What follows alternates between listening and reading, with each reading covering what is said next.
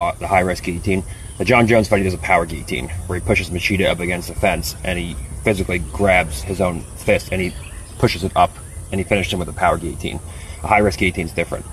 So I'm going to do a little breakdown on a high-risk guillotine right now. So, you have a low elbow guillotine, a high elbow guillotine, you have a power guillotine, you have a figure four guillotine, you have a high-risk guillotine, right? So there's different guillotine variations.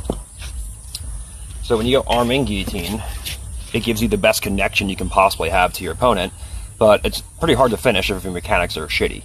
Whereas if you have a high elbow guillotine, like so, now you get a lot of strangling power where my hand comes up high, and you bring your elbow high. You get a lot of strangling power, but you can just reach over my elbow, pull it down, and then convert it to a low elbow guillotine, so the strangling power isn't as strong. So my question is, how can I keep a connection, the same connection as I have with an arm-in guillotine, that have the strangling power of a high elbow guillotine without having her be able to just reach over with her defensive hand and pull my elbow down?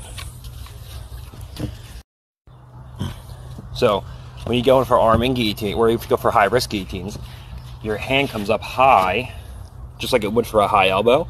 And now my whole thing is, I don't want my partner reaching over my elbow, and I don't want her pulling my hand down with her defensive hands. So instead of going high elbow, I overwrap my partner's arm like this, and I pull my elbow back to my own hip, like so. So that it wedges my hand between my partner's shoulder and my partner's neck on the opposite side. So now, when she goes to access my defensive hand, she can't do it.